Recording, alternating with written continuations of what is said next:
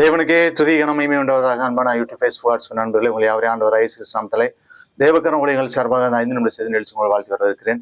எல்லாம் சந்தோஷமா இருக்கிறீங்களா? நீங்கள் எல்லாரும் சந்தோஷமா இருக்க கர்த்தர்களை விசுவாசிக்கிறேன். இந்த நாளிலும் 99ஆம் தியான சங்கீதத்தை நாம் தியானிக்க போகிறோம்.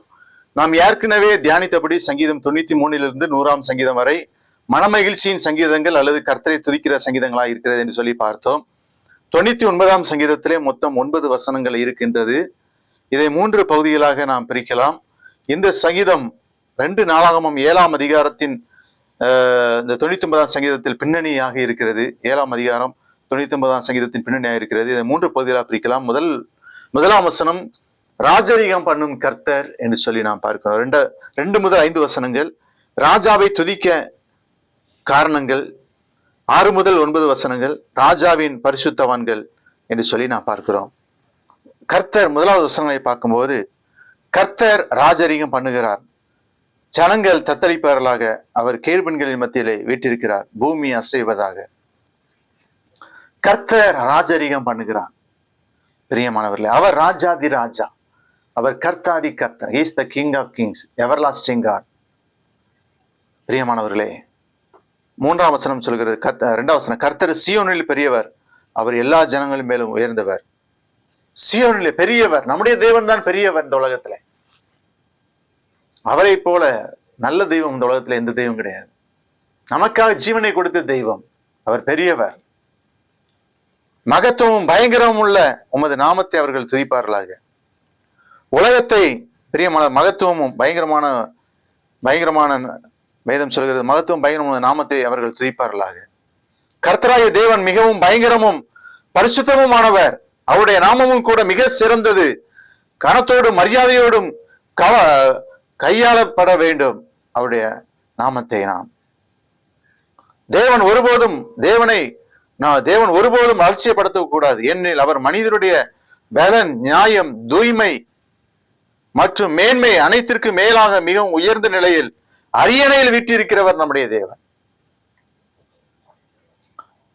பிரியமானவர்களே, வேதம் சொல்கிறது 99ஆம் சங்கீதத்துல அதுல நம்ம 6ஆம் வசனத்துல பார்க்கிறோம்,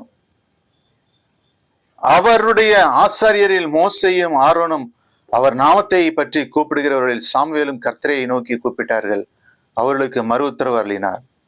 கர்த்தரை நோக்கி கூப்பிட்டார்கள், அவர்களுக்கு மறு உத்தரவு அருளினார். தேவன் பரிசுத்த முள்ளவரும் பயப்படத்தக்கவருமாய் இருந்தாலும் இயேசு கிறிஸ்து மூலம் அவர் நம்மிடத்தில் வந்திருக்கிறார். அவர் நமது ஐக்கியத்தை தேடுகிறார். மேலும் மக்களுடைய ஜெபங்களை கேட்டு பதிலளிக்கின்றார். 8ஆம் வசனத்துல, எங்கள் தேவனாகிய கர்த்தாவே, நீர் அவர்களுக்கு உத்தரவு அருளினீர், அவர்கள் கிரியைகளின் நிமித்தம் நீர் நீதி சரிகிட்டின போதிலும் அவர்களுக்கு மன்னிக்கிற தேவனாய் இருக்கிறேன். தேவனாகிய கர்த்தாவே, நீர் அவர்களுக்கு உத்தரவு அருளினீர். ஒரு தனிப்பட்ட நபரை தேவன் மன்னிக்கவும் அதே வேளையிலே தண்டிக்கவும் அவர் வல்லமையுடையவராய் இருக்கிறார். தேவனோடு நமது உறவு மறுபடியும் புதுப்பிக்கப்பட வேண்டும். நாம் செய்த பாவத்திற்கேற்ற விளைவுகள் இருந்தாலும் தேவன் தண்டிக்கிறவர் என்பதை உணர வேண்டும். பிரியமானவர்களே, கடைசியாக 9ஆம் வசனத்துல, நம்முடைய தேவனாகிய கர்த்தரை உயர்த்தி அவருடைய பரிசுத்த பர்வதத்தின் நேராக பணியுங்கள். நம்முடைய தேவனாகிய கர்த்தர் பரிசுத்தம் உள்ளவர். கர்த்தரை உயர்த்தணும். எல்லா காரியங்களிலும் கர்த்தரை உயர்த்த பழகணும். இன்னைக்கு தன்னைத்தான் உயர்த்துகிறவன் தாழ்த்தப்படுவான். கர்த்தர் நம்மை உயர்த்தணும், கர்த்தரை உயர்த்தணும். அவருடைய பரிசுத்த நாமத்திற்கு நேராக பணியுங்கள். அவருடைய பரிசுத்த பர்வதத்தின் ஆலயத்தில் அவரை பணிந்து குனிந்து தொழுது கொள்ளுங்கள். நம்முடைய தேவனாகிய கர்த்தர் பரிசுத்தம் உள்ளவர். He is holy God. He is holy God. பரிசுத்தம் உள்ளவர், பரிசுத்தம் உள்ள தெய்வம். பரிசுத்தான் வேதத்துல எல்லா சேசி ஆலைகளும் எழுதப்பட்டிருப்பாங்க, பரிசுத்த அலங்காரத்துடனே கர்த்தரை தொழுது கொள்ளுங்க. ஏனென்றால் தேவன் நம்மை அசுத்தத்திற்கு அல்ல பரிசுத்தத்திற்கு அழைத்திருக்கிறார். நீங்களும் நானும் பரிசுத்தம் உள்ளவர்களாய் வாழ வேண்டும் என்பதை தீர்மானித்தான். ஜெபிப்போமா? ஆண்டவரே, வசந்த கிட்ட பிள்ளைகளை ஆசீர்வதியும். இயேசு நாமத்தில் ஜெபிக்கிறேன். Thank you for God bless you.